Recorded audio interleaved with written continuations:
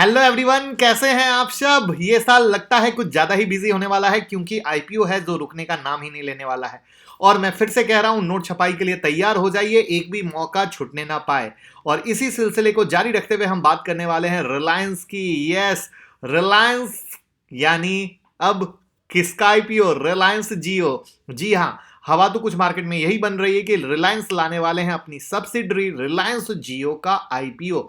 और खुद कंपनी के एमडी मुकेश अंबानी ने भी, अगर आपको याद हो, तो रिलायंस के एजीएम में इस बात को कही थी। और वही बात अभी हवा बन के मार्केट में कुछ ज्यादा चल चुकी है। तो अगर ऐसा होता है तो क्या कुछ खास होगा इन्वेस्टर के पॉइंट ऑफ व्यू से, जानेंगे। साथ में एयरटेल और वोडाफोन के हिसाब से भी क्या होने वाला है, उस चीज को भी जानेंगे। तो मैं मुकुल अग्रवाल आपका आप ही के यूट्यूब चैनल में स्वागत करता हूं। जो भी नए लोग हैं, चैनल को जरूर सब्सक्राइब करें और बेल आइकन हिट करें, जिससे भाई वाली एडवाइस मिलती रहे।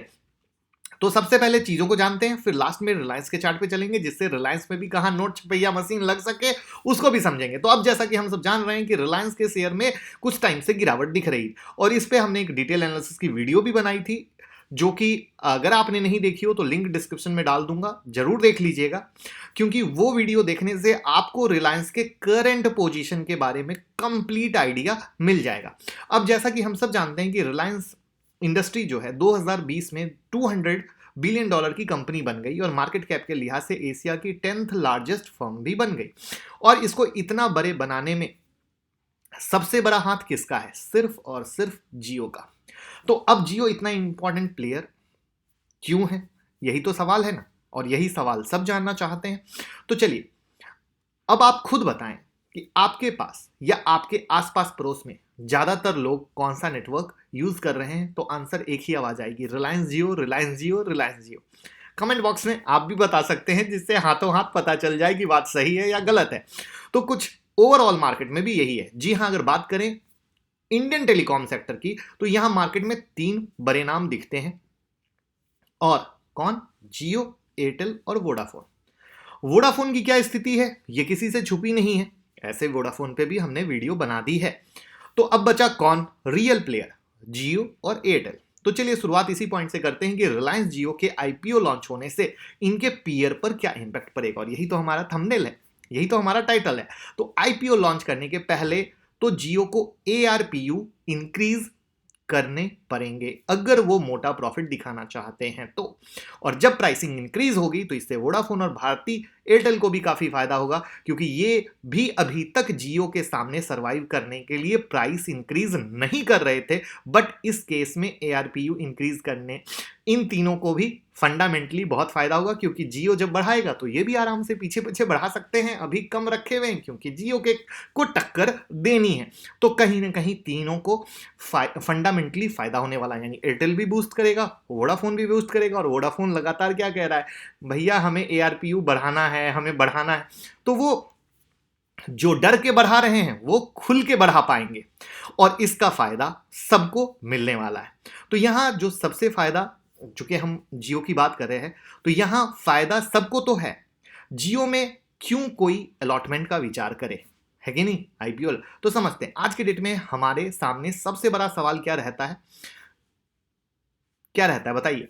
हम चलेंगे, पर पहले ये बताएं, जहां चल रहे हैं वहां नेटवर्क पकड़ता है या नहीं पकड़ता है? जी हां, यही तो सवाल है, नेटवर्क कवरेज का। और किसी भी टेलीकॉम ऑपरेटर के लिए यह सबसे बड़ा कंसर्न है। अब ऐसे में जहां जियो का 80% नेटवर्क कवरेज है, आने वाले 3 साल में जियो 20% के इस बचे हुए गैप को भी फील करके 100% करने की कोशिश में लगा हुआ है। अब क्योंकि आने वाले वक्त कंप्लीटली डेटा सर्विसेज पैटर्न पे होगा, ऐसे में हम इस बात को कैसे नजरअंदाज करें कि जियो के पास 2.5 lakh kilometre optical fibre network है, और साथ ही ये एक all in one mobile operator के रूप में उभर कर आई है, जहां डिजिटल पेमेंट से लेकर वीडियो कॉन्फ्रेंसिंग तक A to Z सर्विसेज इनके पास है, जो कि शायद किसी और टेलीकॉम के पास हो। इसके अलावा जियो के अपकमिंग प्लान को मद्देनजर रखते हुए देखें तो किसी भी टेलीकॉम कंपनी के लिए सबसे बड़ा थ्रेट क्या है? अब ये क्या है? अब ये है कि आज के डेट में कोई भी एग्जिट बैरियर नहीं है, मतलब कि मोबाइल नंबर पोर्टेबिलिटी अब बिना किसी दिक्कत, बिना किसी एक्स्ट्रा चार्ज के अवेलेबल है। तो अब बताएं, जब पुराना नंबर रखते हुए दूसरे कंपनी में इतनी सारी सुविधाएं मिलेगी तो कौन इंसान मूव नहीं करना चाहेगा।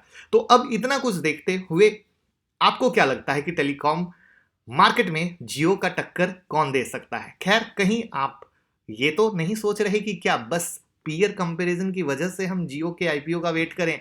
तो ठहरिए जरा, मुकेश अंबानी की सोच फ्यूचर के बारे में है, सिर्फ पीयर के बारे में नहीं है।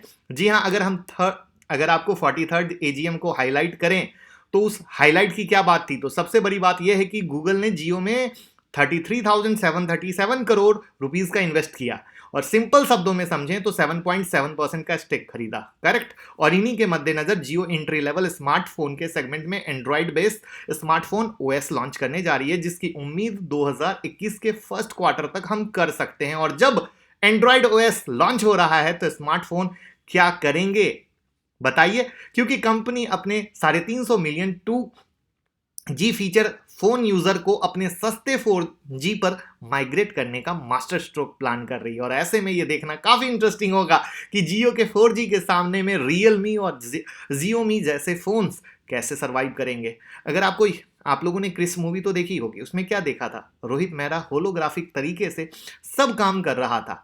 वो देख के आपका मन भी हुआ होगा कि कुछ ऐसा हमारे पास होता, राइट है? तो चलिए, वो पुरानी बात नहीं है, जब मोटा भाई यहां है तो कुछ भी कर सकते हैं।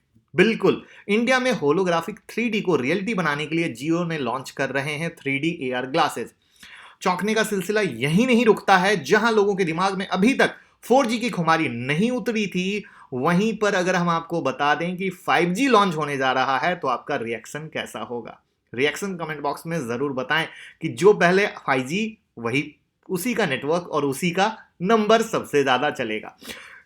खबर बिल्कुल सही है, क्योंकि 43rd एजीएम में मुकेश अंबानी ने अनाउंस किया कि रिलायंस जियो अपने वर्ल्ड क्लास 5G सॉल्यूशन के साथ रेडी है। अब सोचिए, 5G के बाद इनका टेलीकॉम इंडस्ट्री में मार्केट शेयर किस तरीके से भागेगा। क्या बताने की जरूरत है या आप समझ गए हैं? एक बात और भी बताना भूल गया आपको कि जी हां, माइक्रोसॉफ्ट के साथ मिलकर क्लाउड प्लेटफॉर्म पे कुछ बड़ा धमाका करने का ये प्लान कर रहे हैं और इससे सीधी टक्कर AWS को, यानी किसको मिलेगी? अमेजॉन वेब सर्विसेज को। तो अमेजॉन से ऐसे ही रिटेल में पंगा ले रहे हैं, इधर भी लेंगे। तो भाइयों, जब कंपनी इतनी फ्यूचरिस्टिक हो तो पब्लिक इधर उधर ध्यान क्यों देगी? तो आपका ध्यान किधर है? थोड़ा सा कमेंट बॉक्स में बता दें। हमने तो क्लियर बता दिया कि जियो की फ्यूचर बहुत बहुत तगड़ा है, और उस बहुत तगड़े में जब इसका आईपीओ आएगा तो बिल्कुल तैयार रहिएगा। और हम एक बहुत ही प्यारी वीडियो लाने वाले हैं, आईपीओ में अलॉटमेंट के चांसेस 200% कैसे हो सकते हैं। आप चाहते हैं वो वीडियो तो कमेंट बॉक्स में जरूर बताइएगा, हम आपके लिए वो वीडियो जरूर रिलीज करेंगे। साथ में स्टॉक मार्केट की किसी भी ब्रेकिंग न्यूज के लिए आप ट्विटर को ज्वाइन कर लीजिए, स्टॉक मार्केट के लेवल के लिए टेलीग्राम को। अब चलते हैं हम रिलायंस के लेवल पर। पहले तो वीडियो की शुरुआत में मैंने जो कहा था कि कब तक गिरेगा रिलायंस का स्टॉक, ये वीडियो हमने बना दी है। अगर आपने नहीं देखी तो देखिएगा। साथ में एवरीडे के लाइव सेशन जो मैं मंडे टू फ्राइडे भी आता हूं, और इस वीडियो में भी मैंने रिलायंस का ये चार्ट आप लोगों के साथ शेयर किया था, बिल्कुल सेम टू सेम, जो आज मैंने ट्विटर पे भी एज अ प्रूफ के लिए डाला है। अगर आप ट्विटर पे होंगे तो आपको पता होगा, ट्विटर पे भी ये देखिए रिलायंस का चार्ट, जिसमें क्लियर कट हमने आपके साथ कहा था 1895 का सपोर्ट है। पिन पॉइंट का लो क्या लगा? 1892.50, 1892.50, और वहां से हाई क्या हमारा आपके सामने है 1960 का। इसको बोलते हैं पिन पॉइंट बॉटम बाइंग। तो जब तक भाई है जिंदा, आपको टेंशन नहीं लेने का, बस प्रॉपर फॉलो करो, 1 मंथ का चैलेंज लो। अब आगे की कहानी क्या, कोई टेंशन नहीं है। देखो, उस दिन भी बोला था, रिपीट करूंगा, 1895 1850 सॉलिड सुपर सपोर्ट है, टिल होल्ड, नो वरीज। और 2028 जब ब्रेक करेगा तभी आप कुछ नया सोच सकते हो, उसमें भी आप 2090 या 2100 के स्ट्रॉन्ग रेसिस्टेंस को भूलना नहीं, क्योंकि मार्केट उसी रेंज में चल रहा है। बाकी मैं everyday Monday to Friday live आता हूं, रोज लेवल देता हूं, उसमें रिलायंस का कोई भी लेवल चेंज होगा मैं दूंगा। और बहुत जल्दी टेलीग्राम में हम एवरीडे बेसिस पे या कभी कभी, एवरीडे को तो हटा ही दीजिए, बट कभी कभी बहुत ही सुंदर आर पार के लेवल करने वाले हैं। जैसे ही आप सब लोग जुड़ जाएंगे, बहुत जल्दी शुरू करेंगे। तो जुड़े रहिए, फॉलो करते रहिए, कमाते रहिए और दुआ में याद रखिए। Thank you so much.